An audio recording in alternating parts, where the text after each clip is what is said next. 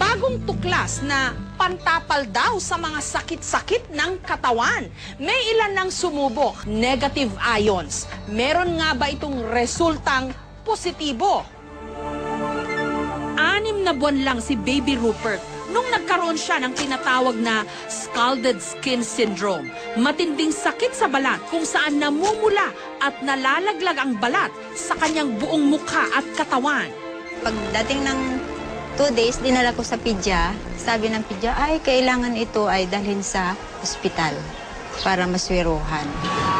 Nangamba ang kanyang mga kamag-anak na baka hindi na siya gagaling pa. Faria Paredes, and I am the aunt of the baby na nakikita niyo po. His name is Ivy Rupert. And, actually, bago po namin siya nakitang gano'n, 1 week na siyang may sakit. So, nasa room lang siya. Sabi ng parents namin, nagbabalat lang. So, parang okay lang. Ngayon, nung pagdala sa Manila, nakita namin yung balat niya, kakaiba na. So, parang nagulat kami kasi kung makita mo sa personal, sobrang, imagine mo yung lechon. Ganon katigas yung buong balat niya, na kahit yung tenga niya, pag ginanon mo, parang matatanggal. Parang kumuha ka ng tenga ng lechon. Ganon.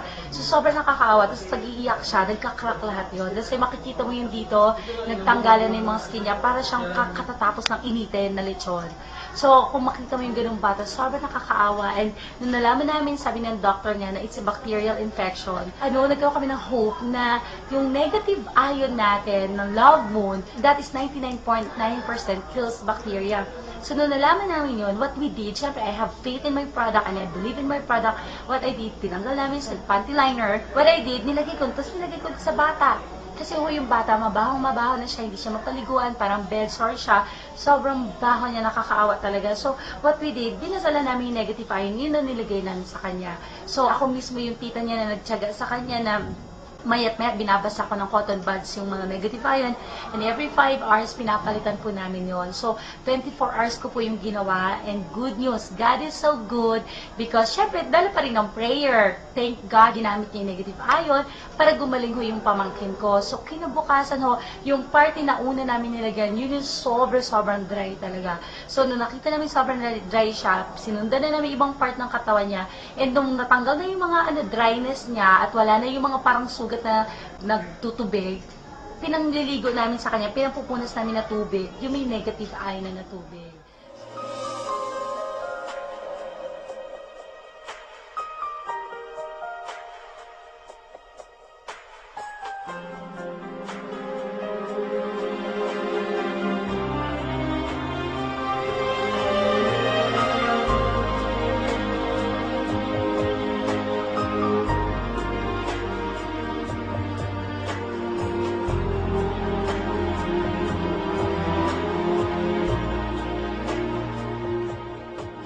Sa mga living testimony ng product, and isa lang kami sa dami-dami nag-testify na.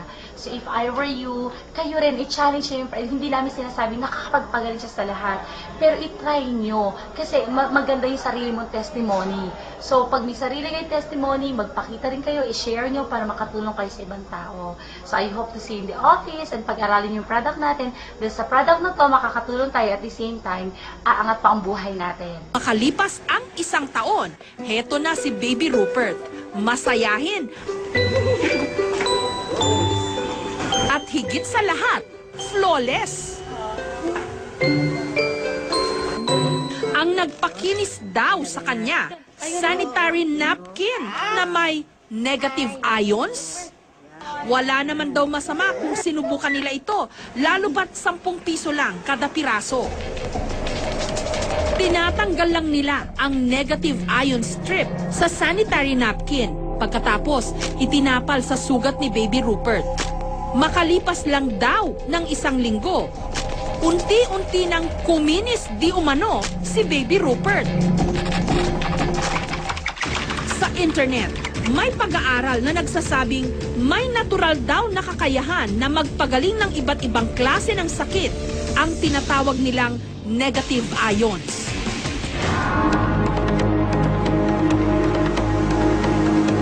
Nagmumula raw ito sa kalikasan mismo, katulad ng waterfalls, dagat, at bundok. negative ions ang katawan ng tao. Pero ang nakakaintriga talaga, sanitary napkin na may negative ions? Meron itong green strip na itsurang adhesive bandage sa gitna ng napkin. Dito raw nanggagaling ang di umano negative ions. Tatanggalin ito, babasain, at ididikit daw sa sumasakit na parte ng katawan.